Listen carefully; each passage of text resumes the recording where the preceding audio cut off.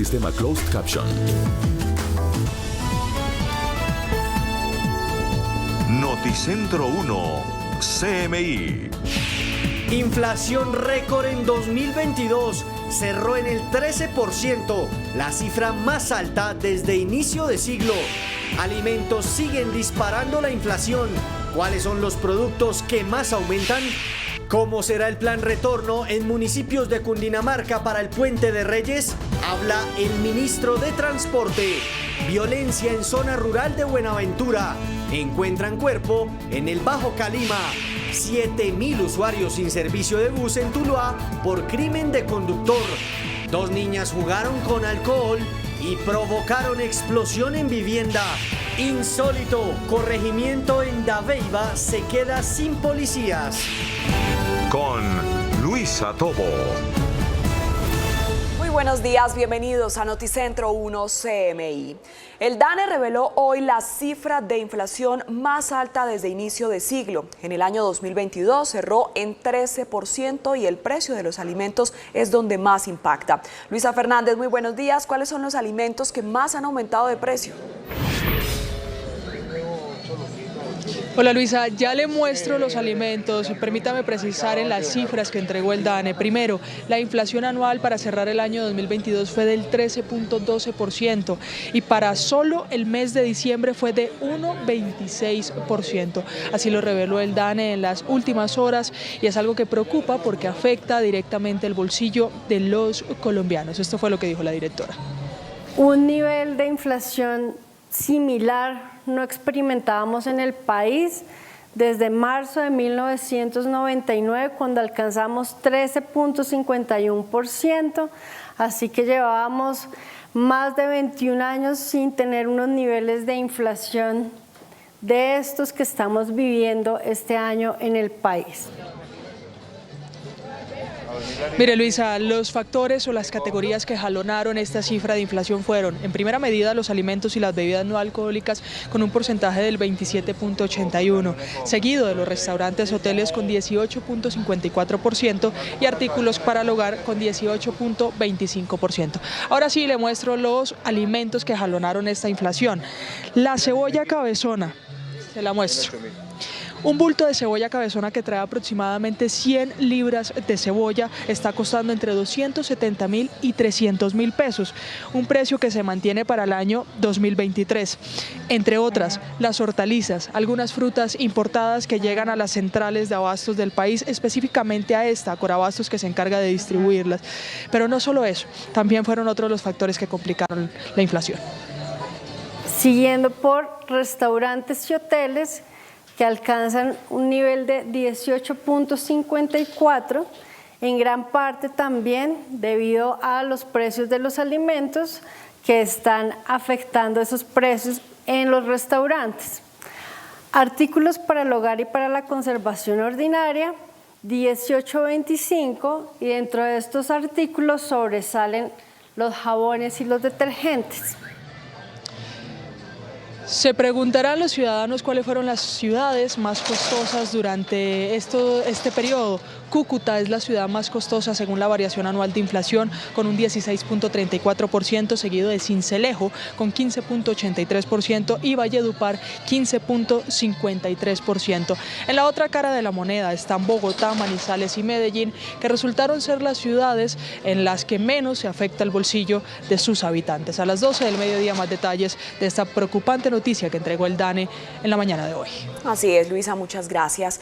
Y el ministro de Transporte, Guillermo Reyes, presentó el plan retorno para el Puente de Reyes en el ingreso a Bogotá desde los municipios de Cundinamarca. Angélica María Arango, buenos días, ¿cómo funcionará? Muy buenos días en estudio y para todos los televidentes. Importantes medidas que vamos a tener en cuenta para este fin de semana, teniendo en cuenta que es Puente Festivo de Reyes y muchos ciudadanos se desplazan nuevamente para la capital. Precisamente vamos a hablar con el ministro de Transporte, Guillermo Reyes, acerca de este tema. Ministro, cuéntenos, pico y placa regional, ¿cómo se va a manejar? Hemos logrado una decisión muy importante: Gobernación de Cundinamarca, municipio o alcalde de Soacha, Alcaldía de Bogotá, Ministerio de Transporte y la Dirección de Tránsito. Y es que tendremos un solo pico y placa regional para las 5 vías de acceso por los 5 municipios aledaños a Bogotá. El horario será de las 12 del día a las 4 de la tarde. Solo ingresarán a Bogotá vehículos que terminen con placas pares, y de las 4 de la tarde a las 8 de la noche los que terminen en placas impares. A las 8 de la noche y antes de las 12 del mediodía no habrá ninguna restricción vehicular. Ministro, ahora bien, hablemos sobre los reversibles que vamos a tener este fin de semana. Sí, tendremos varios. Uno muy importante, histórico, desde Fusagasugá hasta Bogotá, en la llamada Vía 40, tendremos reversible desde el mediodía hasta las 10 de la noche. Este reversible, pues, funcionarán todos los carriles en un solo sentido de ingreso a Bogotá. En segundo lugar, en el tema de Villavicencio a Bogotá, tendremos reversible de las 12 del mediodía hasta las 10 de la noche, desde el peaje de Pipiral, que es pasando el túnel de ingreso a Villavicencio, hasta la entrada a Bogotá. En la vía Tunja-Bogotá, al ingresar al Puente del Común, la séptima estará habilitada en un solo sentido desde las 2:30 de la tarde hasta las 10 de la noche.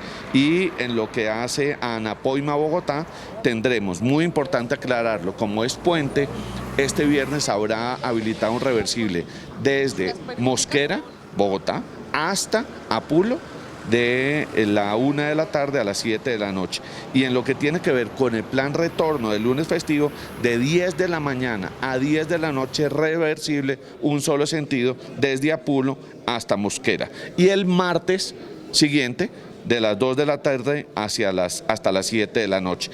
No tendremos carga, vehículos de carga, ningún tipo de vehículos de este sentido, camiones de ningún pesaje, el día lunes festivo. Ministro, importante también hablar sobre la posibilidad que algunos gremios han planteado sobre algunos paros por el alza del precio de la gasolina. ¿Qué pasa ahí? Hemos aclarado que el incremento o la modificación del precio de la CPM y del diésel de 57 es de pesos y no de porcentaje. Hay quienes dicen que se sube el 57%, falso. Se sube 57 pesos, que corresponde a la inflación, como lo explicó el ministro de Hacienda y la ministra de Minas. Y en lo que hace al tema de lo que han anunciado los taxistas de un posible paro, también hoy con los transportadores tendremos reunión para explicarles que el beneficio que el gobierno les ofreció por el tema del aumento de la gasolina se iba a compensar con la reducción del 50% del SOAT. Pero es también ya la invitación para que, porque los incrementos de la gasolina seguirán, hagan la transición a taxis eléctricos o en su defecto a gas natural, pero nuestra apuesta como gobierno es al vehículo eléctrico. Muchísimas gracias, ministro. Y también tenemos que tener en cuenta que la Policía Nacional va a estar acompañando todo este plan retorno y plan EXO. General Wilson González, cuéntenos cuál va a ser el despliegue de la policía.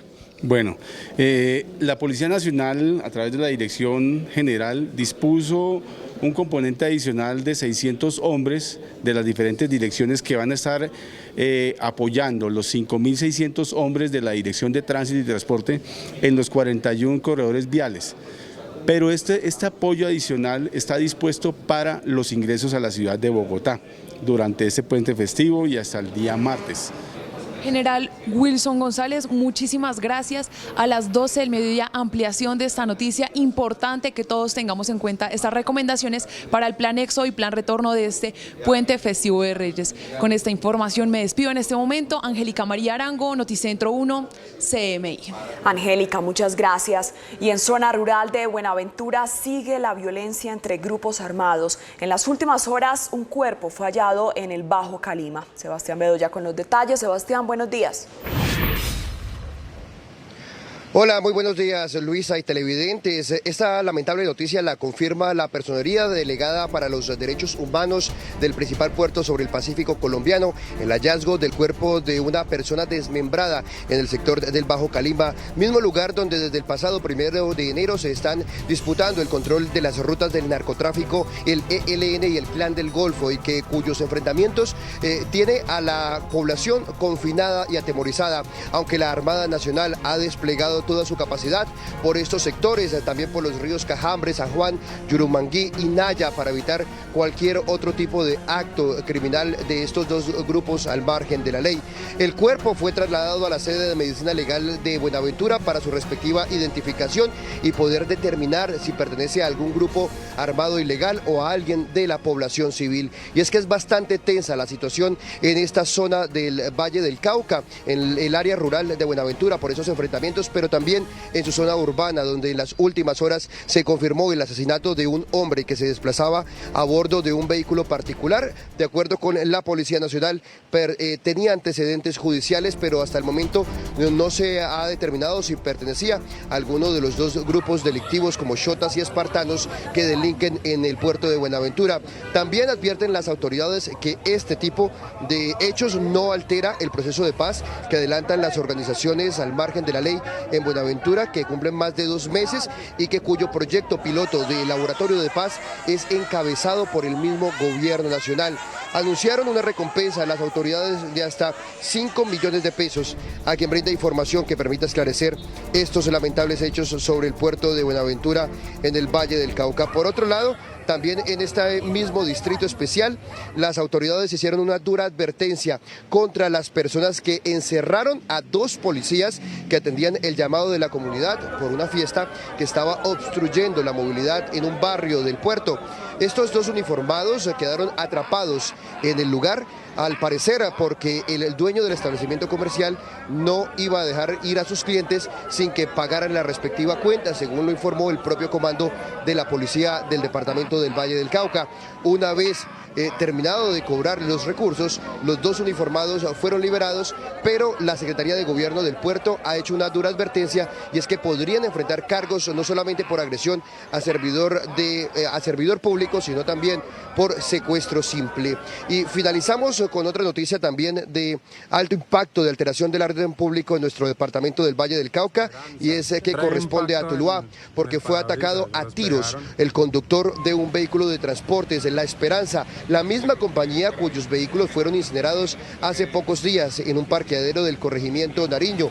Lo que ha dicho hasta el momento las autoridades es que están investigando si se trataría de un caso de extorsión o un posible ajuste de cuentas, dado que ha circulado un panfleto en el centro del Valle del Cauca intimidando a algunos funcionarios de esta empresa, cuya ampliación la tendremos en nuestra emisión de las 12 del mediodía. También luego de un breve consejo de seguridad aquí en Cali, encabezado por el secretario de Seguridad del Valle del Cauca, Camilo Murcia, se ofreció otra recompensa de 5 millones de pesos a quien brinde información que permita capturar no solamente a los responsables de atentar contra esta empresa de transportes, sino también a los responsables de causar pánico y extorsión a distintas compañías y alteración del orden público en la villa de Céspedes. Lo que han dicho hasta el momento la empresa de transportes es que hoy no se brindará el servicio a más de 7.000 usuarios en el municipio de Tuluá, donde también se cumple a esta hora un consejo de seguridad extraordinario para identificar a los responsables y establecer las causas de estos constantes ataques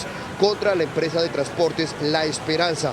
Por su parte, también han informado que el conductor que recibió estos disparos cuando se desplazaba por el barrio Bolívar se encuentra en un centro asistencial recibiendo atención médica. Nosotros seguiremos muy atentos a la alteración del orden público en estos 2 municipios de nuestro departamento del Valle del Cauca. Desde Cali, Sebastián Bedoya, Noticentro 1 CM.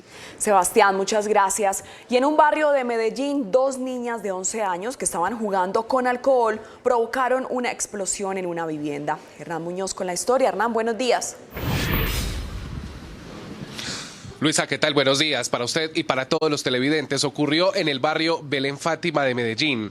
Según lo ha reportado la Secretaría de Salud de la ciudad, las niñas de 11 años se encontraban en la habitación y querían prender una llama con alcohol, material inflamable que no midieron las consecuencias y que produjo una explosión en la vivienda. Ambas fueron trasladadas de inmediato hacia un hospital de la ciudad especializado en quemaduras y ya se conoce el parte médico. Una de ellas sufrió lesiones en las piernas por ambos lados y en este momento continúa hospitalizada y se está evaluando si será sometida a una cirugía de reconstrucción. La segunda tiene heridas menos graves. Sin embargo, también continúa siendo atendida por un equipo de expertos. Desde la Secretaría de Salud, las autoridades han enviado un mensaje a los padres de familia y a los acudientes para que eviten la manipulación de este tipo de líquidos inflamables. En la vivienda también había algunos adultos, pero ninguno resultó lesionado. Vamos a cambiar rápidamente de tema porque se conoció una insólita denuncia en el municipio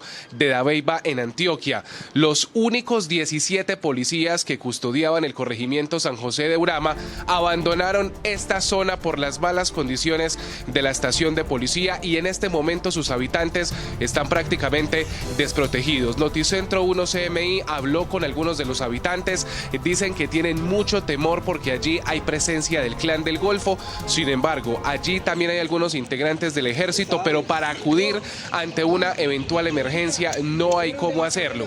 El gobernador encargado ya se pronunció, dijo que esto es un evidente problema y que tiene que tener una solución inmediata y que se va a gestionar a través de una mesa de trabajo el recurso para poder repotenciar esta estructura que hoy, como lo vemos en las imágenes, está cercada con algunas barricadas y otras vallas. Y estamos en directo desde la Fiscalía General de la Nación aquí en la ciudad de Medellín para contarles que en la madrugada del 2 de enero fue asesinada Gina Paola Bocanegra. Lo reportamos aquí, fue el primer caso de presunto feminicidio en la capital de Antioquia. Ocurrió en el barrio Moravia y fue brutalmente agredida con arma blanca, al parecer por su expareja. La mujer deja un niño de 5 años, pero en tiempo récord la Fiscalía logró resolver este caso y a esta hora de la mañana nos acompaña en directo el director seccional de Fiscalías, Ricardo Romero. Bienvenido a Noticentro 1 CMI. ¿Qué balance podemos entregar de esta entrega?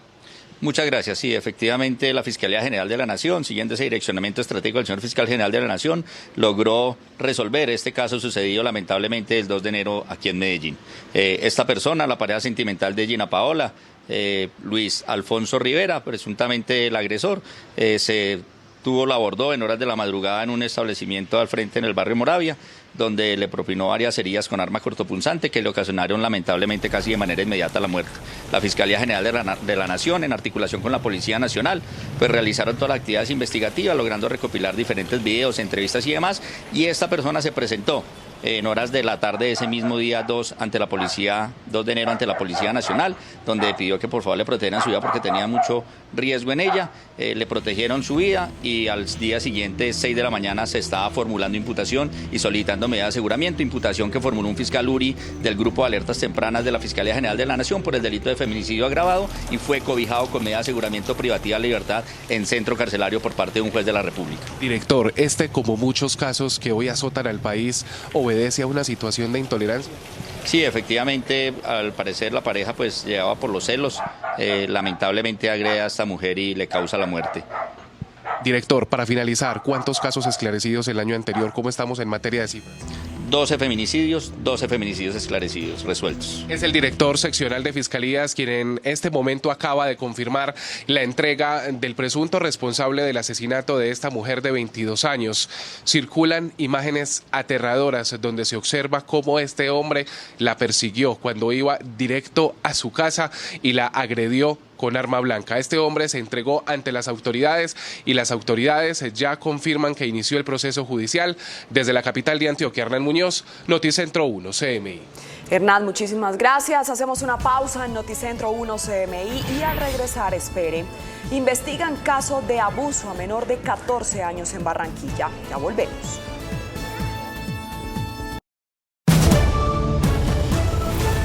Seguimos en Noticentro 1 CMI. En Barranquilla investigan el caso de una menor de 14 años que fue abusada. Jorge Castro con el informe. Jorge, buenos días. Muchas gracias, Luisa. Muy buenos días. Se trata de una adolescente residente en el conjunto residencial Las Gardenias, en el suroccidente de la ciudad de Barranquilla. La menor había salido de un apartamento de un bloque vecino a buscar una maleta, pues se disponía a viajar en la mañana de este miércoles a la ciudad de Sincelejo. Sin embargo, en el corto trayecto fue abordada por unos hombres residentes en el mismo conjunto residencial. Fue sedada y abusada por varios de estos jóvenes, según las denuncias de los familiares. Hoy, el bienestar familiar ha dicho que hará acompañamiento y que está haciendo este acompañamiento a la menor residente en el barrio Las Gardenias. En otras noticias, aquí en la ciudad de Barranquilla se conoció en las últimas horas la medida de aseguramiento que profirió un juez penal con funciones de control de garantía contra el hombre que le propinó una fuerte golpiza a su esposa en el municipio de Malambo. Se trata de Isaac David Orozco Pardo, el joven que se cambió de apariencia para huir de las autoridades, pero que fue capturado posteriormente por parte de las autoridades. La Fiscalía le imputó el delito de feminicidio en grado de tentativa, también se le imputó acceso carnal violento e igualmente se está trabajando conjuntamente para proceder a la recaudación de más pruebas mientras se ha solicitado la protección al bienestar familiar de los 3 hijos de la pareja, 3 pequeños de 1, 3 y 5 años de nacido. Más adelante tendremos otros detalles de estas noticias desde Barranquilla. Jorge, muchas gracias. Hacemos una pausa en Noticentro 1 CMI. Seguimos en Noticentro 1 CMI. En Santander liberaron a 2 jóvenes de la denominada primera línea. Natalia Ayala, ¿quiénes son? Muy buenos días.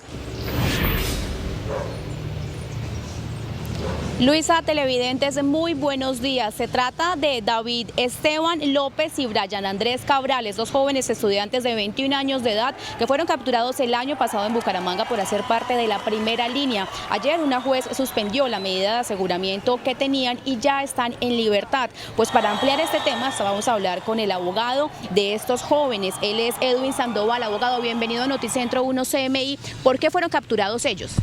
Muy buenos días. Ellos fueron capturados dentro de este proceso que hubo de estallido social en Colombia, efectivamente por pertenecer a movimientos sociales y por desarrollar un activismo social en el área metropolitana de Bucaramanga. ¿Qué pasa con ellos? ¿Ya están en libertad? ¿Qué se viene ahora en el proceso? Sí, claro, ya efectivamente están en libertad, se les suspendió la medida de aseguramiento por parte de la juez, lo que correspondería ahora es integrarlo y ejercer esas funciones y ese rol dentro de las vocerías de paz que contribuyan a desescalar el conflicto y la conflictividad social y que contribuyan a efectivamente consolidar la paz total en Colombia. ¿Cuántas personas más en Bucaramanga esperan esta libertad? Hay otras organizaciones sociales que están trabajando por la libertad de las personas, dentro de esos hay alrededor de 4 personas más que están todavía privadas de la libertad, ya sea en estación de policía o domiciliariamente, y que están pendientes que sean designados como voceros de paz. Pues esta es la información que se registra desde Bucaramanga, que vamos a ampliar más adelante. Informó para Noticentro 1 CMI Natalia Ayala Mendoza. El episcopado colombiano le rinde a esta hora el último reconocimiento al fallecido Papa Emérito Benedicto XVI con una Eucaristía en la Catedral Primada de Bogotá. Allí está el periodista de Noticentro 1 CMI, Carlos Ruiz. Carlos, muy buenos días. ¿Qué tal, Luisa? Muy buenos días y también saludo para los televidentes. Efectivamente acaba de concluir esta Eucaristía para rendir postrer homenaje a Benedicto XVI, el Papa Emérito que falleció hace pocos días en Roma y que fue sepultado esta mañana en los sótanos del Vaticano. Encabezados por el nuncio apostólico Monseñor Luis Mariano Montemayor, los representantes de la Iglesia Católica Colombiana, que estaban también encabezados por Luis José Rueda, el presidente de la Conferencia Episcopal, y por el cardenal Rubén Salazar, los obispos y los feligreses, los religiosos y las religiosas estuvieron aquí presentes en la Catedral Primada de Bogotá para rendir este homenaje al cardenal Ratzinger. El nuncio apostólico destacó que el Papa Benedicto XVI fue un hombre valiente, que fue un hombre que supo enfrentar las circunstancias adversas de la Iglesia Católica. Afrontó con valentía y decisión como Papa 2 grandes escándalos que han golpeado gravemente la reputación de la Iglesia y su labor pastoral: el abuso de menores y la falta de transparencia administrativa. Benedicto ha sostenido la política de tolerancia cero en materia de abusos a menores de edad por parte del clero o funcionarios de la Iglesia. Ha sido el primer papa a encontrar un grupo de víctimas durante su viaje a los Estados Unidos en el 2008 y ha hecho más expeditas las reglas procesales para la dimisión del Estado clerical. Similarmente, fue el primer papa en la historia a exponer las finanzas vaticanas a un escrutinio externo por parte de la Agencia del Consejo de Europa contra el lavado de activos y el financiamiento contra el terrorismo. Esta fue la homilía central de la Eucaristía que acaba de cumplirse aquí en la Catedral Primada, donde el episcopado colombiano le ha pedido a Dios que reciba en su seno al Papa Benedicto XVI. Marcos Solórzano y Carlos Ruiz, desde la Catedral Primada en Bogotá, Noticentro 1 CMI. El Papa Francisco presidió el funeral de su predecesor, Benedicto XVI, exaltando en su homilía la sabiduría, delicadeza y entrega. El féretro con los restos mortales del Papa emérito fueron trasladados desde la Plaza San Pedro a las Grutas Vaticanas, donde será enterrado en la tumba que perteneció a Juan Pablo II. El Papa Francisco rindió homenaje a su predecesor, el Papa emérito Benedicto XVI, en un funeral al que asistieron decenas de miles de dolientes en la Plaza de San Pedro. El funeral marcó la primera ocasión en los tiempos modernos en que un pontífice presidió el funeral de su predecesor y la primera de uno que renunció. Benedicto, el primer pontífice en casi 600 años en renunciar a su cargo en lugar de ocuparlo de por vida. En la ceremonia participaron 2 delegaciones oficiales de Italia y Alemania, país natal del difunto, aunque también acudieron autoridades de otros países, pero a título personal, al no tratarse de un funeral de Estado. En la homilía, el Papa Francisco destacó la labor del alemán Benedicto XVI al frente de la Iglesia desde 2005, en reemplazo de Juan Pablo II, hasta 2013, cuando presentó su renuncia. Francisco destacó la sabiduría, delicadeza y entrega que Benedicto XVI supo esparcir a lo largo de los años. Saldamente legati alle ultime parole del Signore e alla testimonianza che marcò la sua vita, vogliamo, come comunità ecclesiale, seguire le sue orme e affidare il nostro fratello alle mani del Padre. Che queste mani di misericordia trovino la sua lampada accesa con l'olio del Vangelo che egli ha sparso e testimoniato durante la sua vita. El sobrio ataúd de madera de Joseph Ratzinger salió de la Plaza de San Pedro entre los aplausos de los fieles y será enterrado en la cripta donde descansó Juan Pablo II hasta su beatificación en 2011, fecha en la que su ataúd fue trasladado a una capilla de la Basílica. Masacre y misterio en Estados Unidos. Hallaron a 8 personas muertas con heridas de bala en una casa en el estado de Utah. 8 miembros de una familia, 5 de ellos niños, fueron encontrados muertos por heridas de bala en una casa en la ciudad de Enoch, en el sur de Utah, según las autoridades, que no proporcionaron más detalles ni un posible motivo de los asesinatos. We all know this family. Many of us have served with them in church, in community, and have gone to school with these individuals. And so this community at this time is hurting. Las víctimas fueron encontradas cuando la policía hizo un control en la residencia. La policía dijo que no detectó ninguna amenaza para el público ni sospechosos fugados, antes de agregar que por el momento no hay detenidos. Así han resaltado que darán más información cuando avance la investigación.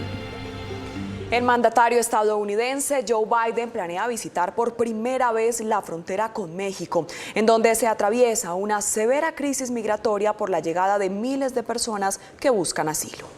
El presidente de Estados Unidos, Joe Biden, aseguró que tiene la intención de visitar la frontera entre su país y México y anunció que dará un discurso sobre la seguridad y la llegada de migrantes provenientes del sur.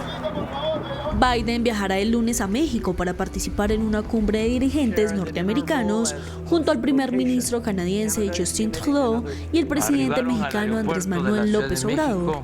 Desde su investidura, el gobierno demócrata intenta esquivar la seguridad fronteriza, un problema complejo que otros presidentes no han podido resolver. Hasta el momento se desconoce a qué parte iría de la frontera, que tiene más de 3.057 kilómetros de largo. El presidente ruso Vladimir Putin movilizó un buque de guerra con el misil hipersónico Zircon para que realice un recorrido transoceánico como una demostración de fuerza en un momento de tensión con Occidente por la guerra en Ucrania. Con armas tan potentes que permitirán proteger de forma eficaz a Rusia de las amenazas exteriores y ayudarán a defender los intereses nacionales, el presidente Vladimir Putin presidió el despliegue del almirante Gorshkov, un buque de guerra de 130 metros de eslora y unos 200 tripulantes, equipado con los nuevos misiles de crucero hipersónicos Zircon, que según Moscú son capaces de superar cualquier sistema de defensa antiaérea y pueden efectuar ataques potentes y precisos en mar y tierra. Esto debido a que puede desplazarse a una impresionante velocidad de 11.265 km por hora, 9 veces más rápido que la velocidad del sonido, y tiene un alcance de más de 1.000 kilómetros. Según Putin, el Zircon le da a Rusia la capacidad de atacar los centros de toma de decisiones del adversario en cuestión de minutos si estos son lanzados desde aguas neutrales, aunque el Pentágono manifestó en respuesta que vigilará el buque y que no cree que represente una amenaza que no pueda ser contrarrestada. El presidente turco Recep Tayyip Erdogan instó a su homólogo ruso Vladimir Putin a aplicar un cese al fuego unilateral en Ucrania. El líder turco ha aprovechado sus buenas relaciones tanto con Moscú como con Kiev para intentar mediar en el fin de la guerra e incluso ha intentado en repetidas ocasiones llevar a Putin y al presidente ucraniano Volodymyr Zelensky a Turquía para celebrar una cumbre de paz.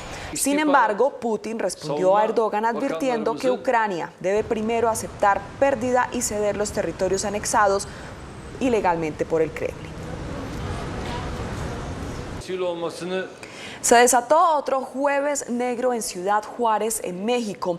Las acciones de las autoridades en busca del líder de los Mexicles provocaron una violenta respuesta por parte de este grupo criminal. En las primeras horas de la mañana se reportaron múltiples hechos de violencia en Chihuahua, posiblemente derivados del operativo para recapturar a Ernesto Alfredo Piñón de la Cruz, alias El Neto, quien se fugó en días pasados y murió esta madrugada en un choque contra una gasolinera tras una persecución de la policía. Además, hubo un ataque armado en contra de las oficinas de la Fiscalía General, así como el incendio provocado a 2 establecimientos comerciales y múltiples tiroteos. Iglesia hace un nuevo llamado para que grupos armados se sumen a cese bilateral. Inflación récord en 2022, cerró en el 13%, la cifra más alta desde inicio de siglo. Alimentos siguen disparando la inflación. ¿Cuáles son los productos que más aumentan? ¿Cómo será el plan retorno en municipios de Cundinamarca para el Puente de Reyes? Habla el ministro de Transporte. Violencia en zona rural de Buenaventura. Encuentran cuerpo en el Bajo Calima. 7.000 usuarios sin servicio de bus en Tuluá por crimen de conductor. 2 niñas jugaron con alcohol y provocaron explosión en vivienda. Insólito, corregimiento en Dabeiba se queda sin policías. Con Luisa Tobo. Seguimos en Noticentro 1 CMI. El presidente del Episcopado colombiano, Monseñor Luis José Rueda, declaró hoy confianza en el éxito de los diálogos de paz. Afirmó que es el camino para conseguir el desarrollo social de los colombianos. Información que nos presenta a esta hora Carlos Ruiz. Carlos, adelante. ¿Qué tal? Muy buenas tardes. Los saludo de nuevo desde la Catedral Primada. El Episcopado colombiano acaba de hacer un enfático llamado a los grupos armados ilegales para que cesen el fuego. Con la suspensión de las hostilidades, dice Monseñor Luis José Rueda, presidente del Episcopado colombiano, se puede aclimatar un proceso de paz que tanto necesitan los colombianos. Nosotros como iglesia estamos convencidos de que el único camino de progreso integral en Colombia es el camino de la paz, que le abre las puertas a un desarrollo integral. Y el camino de la paz es duro, es tortuoso, Colombia lo sabe, todos lo sabemos, pero la Iglesia sabe que hay caminos de diálogo, de encuentro, de reconciliación. Por eso aprovechamos en este momento también para hacer un llamado a todos los grupos que delinquen en distintas zonas de nuestro país y que hacen sufrir a los afro, a los indígenas, a los campesinos, a las familias de ciudades y de las zonas rurales, que por favor cesen el fuego. Se lo decimos en el nombre de Jesucristo, el Señor, el Príncipe de la Paz. Colombia ama incluso a aquellos que han delinquido. Nosotros los amamos con el corazón de Cristo Jesús, pero los llamamos a ser instrumentos de reconciliación, de respeto a la vida y de paz. Cesen el fuego, cese la violencia, cese la guerra en Colombia. Monseñor Rueda dijo que el episcopado colombiano se mantiene firme en el acompañamiento al gobierno nacional en este proceso de paz con los grupos insurgentes. Marcos Solórzano y Carlos Ruiz, Noticentro 1 CMI desde la Catedral Primada.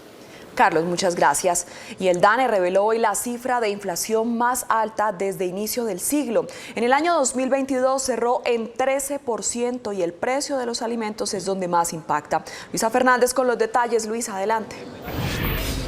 Luisa, buenas tardes. Las categorías que jalonaron la inflación anual del 13.12% para cerrar el año 2022 fueron los alimentos, las bebidas no alcohólicas, los restaurantes y los hoteles. La inflación anual al cierre del año 2022 superó todas las proyecciones de expertos y analistas, ubicándose en el 13.12% y la variación mensual para diciembre fue de 1.26%. Un nivel de inflación similar no experimentábamos en el país desde marzo de 1999, cuando alcanzamos 13.51%, así que llevábamos más de 21 años sin tener unos niveles de inflación de estos que estamos viviendo este año en el país. Los alimentos y bebidas no alcohólicas fueron las categorías que más jalonaron la cifra inflacionaria en un 27.81%. Siguiendo por restaurantes y hoteles, que alcanzan un nivel de 18.54%, en gran parte también debido a los precios de los alimentos que están afectando esos precios en los restaurantes. Artículos para el hogar y para la conservación ordinaria, 18.25. Estos son los alimentos que golpearon el bolsillo de los colombianos. Los productos de zona de tierra fría, como son las hortalizas de hoja en general, la papa, también en todas las variedades, la arveja verde, habichuela, frijol verde, algunas frutas que se vieron afectadas por las lluvias y que no dieron la plenitud de cosecha. Las ciudades más costosas, según el informe del DANE, son Cúcuta, 16.34%, Sincelejo, 15.83%, Valledupar, 15.53%, mientras que las más económicas son Bogotá, 12.35%, Manizales, 12.61% y Medellín, 12.75%. La inflación para hogares pobres y vulnerables fue del 14.92%. Para el año 2023 se espera que la inflación disminuya y no siga afectando el bolsillo de los colombianos, que incluso recibieron un aumento en el salario mínimo. Luisa Fernández, Noticentro 1, CMI. Luisa, muchas gracias. Y el ministro de Transporte, Guillermo Reyes, presentó el plan retorno para el Puente de Reyes en el ingreso a Bogotá desde los municipios de Cundinamarca. Se unificarán las medidas de pico y placa para la entrada a Bogotá. Esto significa que el próximo lunes 9 de enero de 12 del mediodía a 4 de la tarde ingresan a Bogotá vehículos terminados en placa par y de 4 de la tarde a 8 de la noche placas impares. Después de las 8 de la noche del lunes festivo no hay ya ningún tipo de restricción, hay vía libre. Es decir, antes de las 12 del día no hay restricción, después de las 8 de la noche no hay restricción. Por otro lado, se anunciaron las medidas que se tendrán en las vías de acceso en el plan retorno. En la vía Tunja-Bogotá, desde el puente del Común por la carrera séptima exclusivamente, tendremos reversible de las 14 horas y 30 minutos hasta las 10 de la noche, reversible hasta la calle 170. En la vía Villavicencio-Bogotá, el lunes festivo, de las 12 del mediodía a las 10 de la noche, tendremos reversible desde el peaje de Pipiral, que es el peaje saliendo de Villavicencio, después de pasar el túnel, hasta la entrada a Bogotá. Viernes 6 de enero, plan Éxodo, la salida de Bogotá hacia Anapoima. Tendremos reversible de 1 de la tarde, 13 horas, a las 19 horas, 7 de la noche, entre el peaje de Mondoñedo hasta el kilómetro 33, esto es, el ingreso al municipio de Apulo. Plan retorno a Anapoima, Bogotá. Entre las 10 de la mañana y las 10 de la noche, desde ese kilómetro 33, municipio de Apulo, hasta Mosquera, reversible. Y el martes, ya día hábil, de las 14 horas a las 19 horas, tendremos nuevamente reversible desde Apulo hasta Mosquera. Fusagasugá, Bogotá, desde las 12 del día hasta las 10 de la noche. Ahí entrarán a funcionar, cuando van llegando a Bogotá, los pico y placas, pero tendremos reversible, con lo cual tendremos quizá en muchas partes casi que 5 carriles para que el tráfico fluya. Las restricciones este próximo lunes 9 de enero se aplican a vehículos de carga.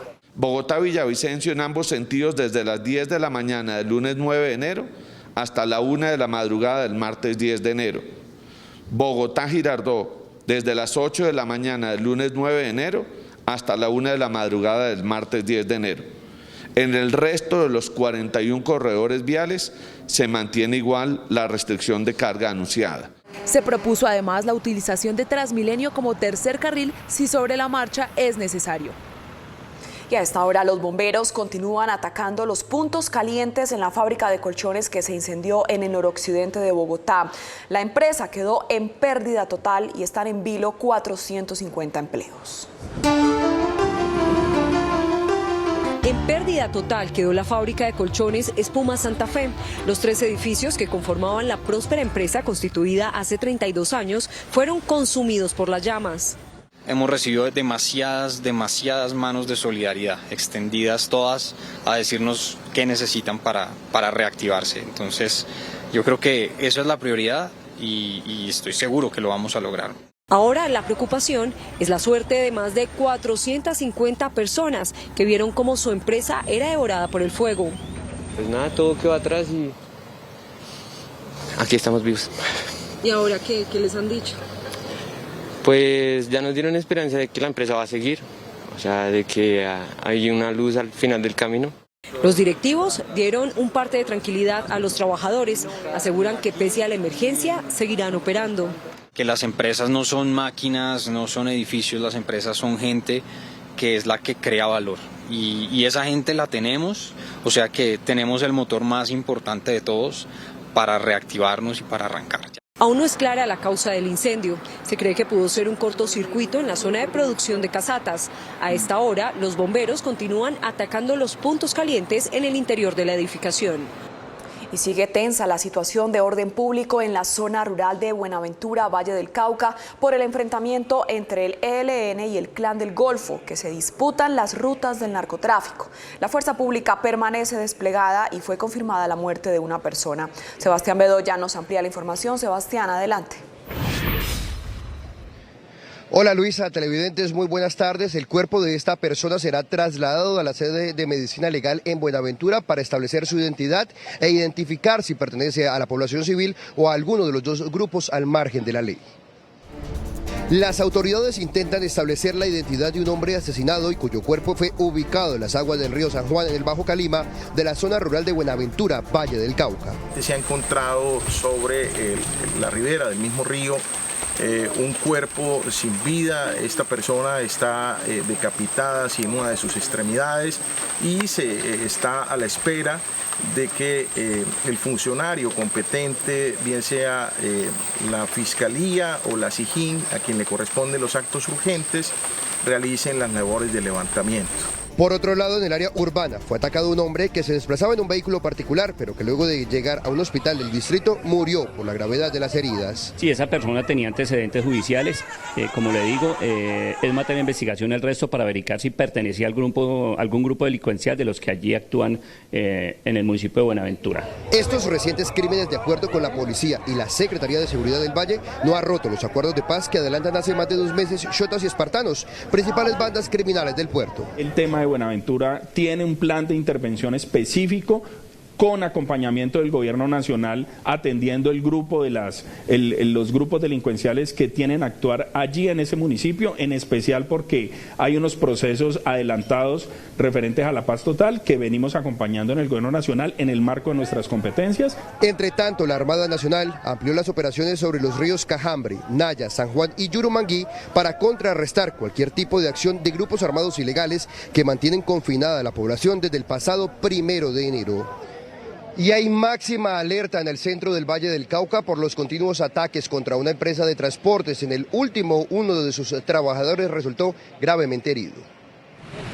El conductor de este bus, afiliado a la empresa La Esperanza, fue atacado a tiros por sicarios que se movilizaban en motocicleta a la altura del barrio Bolívar de Tuluá, siendo este el segundo atentado en menos de una semana contra la misma compañía, pero que en esta ocasión deja a uno de sus trabajadores heridos. Esa persona inmediatamente es asistido y llevado a un centro asistencial donde fue atendido por los galenos del sector. En este momento la Policía Nacional y la Fiscalía General de la Nación, con apoyo de la Gobernación, realizan labores investigativas para lograr establecer si tiene algún hecho relacionado con el tema de la incineración de los vehículos el 2 de enero en el municipio de Tuluá. Las autoridades también investigan con 3 estrategias la autenticidad de este panfleto firmado al parecer por un grupo delictivo del centro del Valle del Cauca, denominado como La Oficina, el cual habría amenazado a los funcionarios de la organización de transporte por un posible ajuste de cuentas relacionado con narcotráfico. Fortalecimiento de las capacidades de policía, tanto investigativas y de inteligencia. 2, una bolsa de recompensa de hasta 5 millones de pesos por alteraciones al orden público y por información que conduzca a la prevención de alteraciones del orden público en el municipio de Tuluá, atendiendo las afectaciones de los últimos días. Y 3, un componente relacionado con el tema de prevención en todo lo que corresponde a las capacidades de fuerza pública en la prevención, y con Fiscalía General de la Nación se están haciendo todos los actos urgentes para identificar a los actores materiales de estos hechos. Hoy Transporte La Esperanza anunció un cese de operaciones que afectará a por lo menos 7.000 usuarios que atiende diariamente en la Villa de Céspedes. Y atención, porque las autoridades incrementaron el valor de la recompensa a 35 millones de pesos, 30 millones por parte de la alcaldía de Tuluá, 5 millones de pesos por parte de la gobernación del Valle del Cauca para ubicar a los responsables de estos hechos. Es por ahora toda la información en Cali. Sebastián Bedoya, Noticentro 1 CMI. Sebastián, muchas gracias. Hacemos una pausa en Noticentro 1 CMI, pero al regresar, espere. 2 niñas quemadas por jugar con alcohol en barrio de Medellín. Ya volvemos.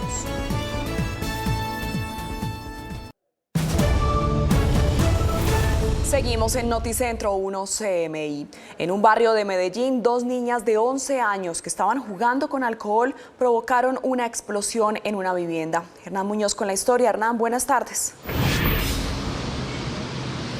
Luisa, ¿qué tal? Buenas tardes para usted y para todos los televidentes. Ocurrió en el barrio Belén Fátima de Medellín. Las niñas sufrieron quemaduras de 2º grado y a esta hora permanecen hospitalizadas.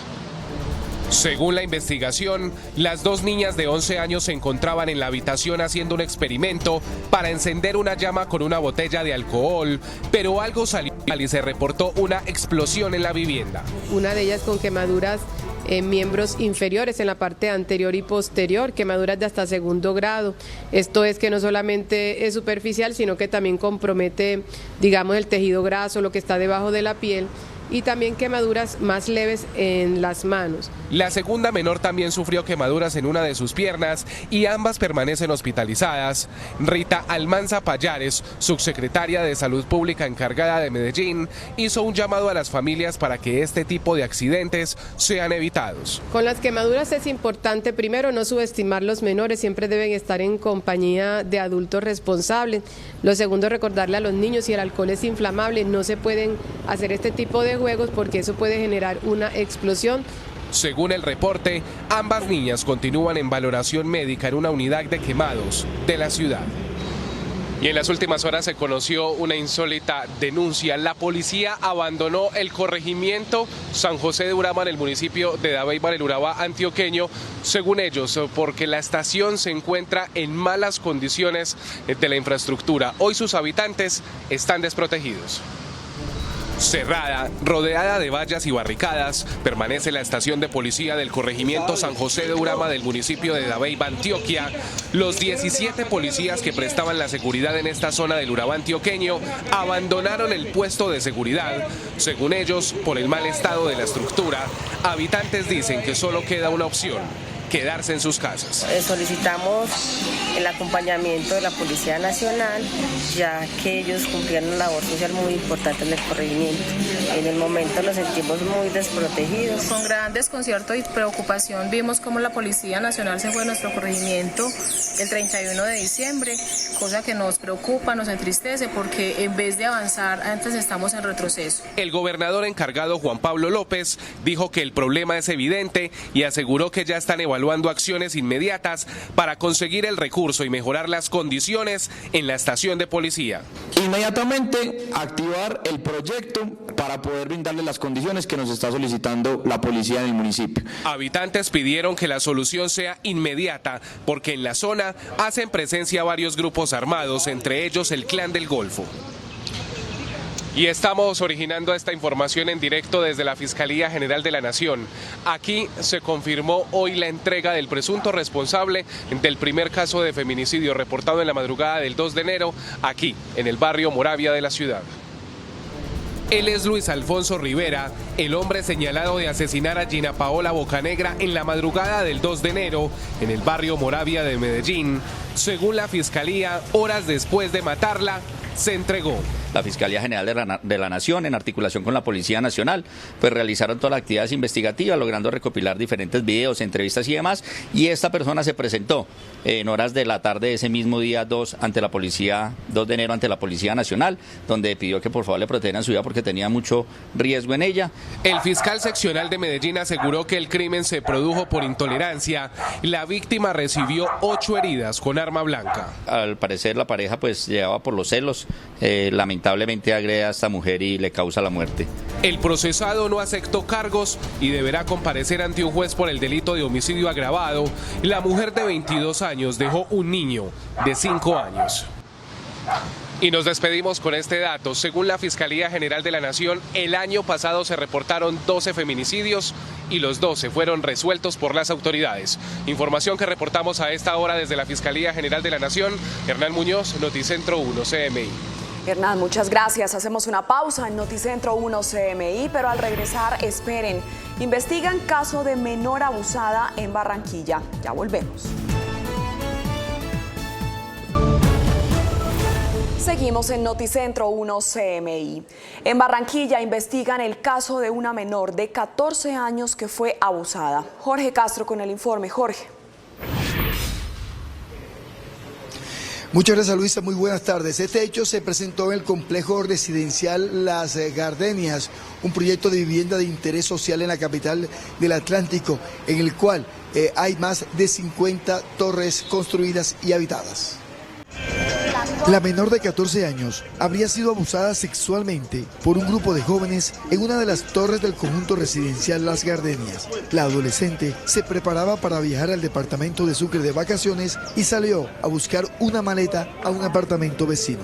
En el corto trayecto, la menor fue llevada a otro apartamento, sedada y accedida carnalmente por varios jóvenes. Ante la preocupación de los familiares, al día siguiente fue encontrada en otro inmueble, somnolienta y con señales de abuso sexual.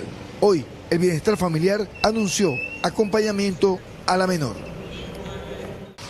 Y un juez de control de garantía envió a la cárcel al hombre señalado por las autoridades como el responsable de la agresión a su expareja en hechos registrados en la madrugada del 25 de diciembre en el municipio de Malambo. Isaac David Orozco fue llevado a audiencia tras ser capturado en Malambo. La agresión a su expareja se produjo en la madrugada del 25 de diciembre, cuando la joven de 21 años regresaba a su casa del barrio Bellavista. Un juez penal municipal con funciones de control de garantía privó de la libertad en centro carcelario a Isaac David Orozco Pardo, presunto implicado en la tentativa de feminicidio de su expareja. Se reveló en la audiencia que la mujer, madre de 3 hijos, además de los golpes y las patadas que recibió, sufrió heridas de arma blanca y fue abusada sexualmente. Fue agredida con arma cortopunzante en diferentes partes de su cuerpo y accedida carnalmente. El video que grabó la agresión fue fundamental para identificar al agresor y adelantar la imputación.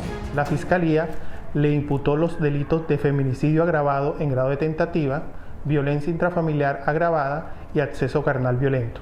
Organizaciones defensoras de los derechos de la mujer pidieron la atención del bienestar familiar para la protección de los 3 niños de 1, 3 y 5 años, hijos de la pareja. Estas son todas las noticias desde Barranquilla, información presentada desde la capital del Atlántico por Jorge Castro en Noticentro 1 CMI.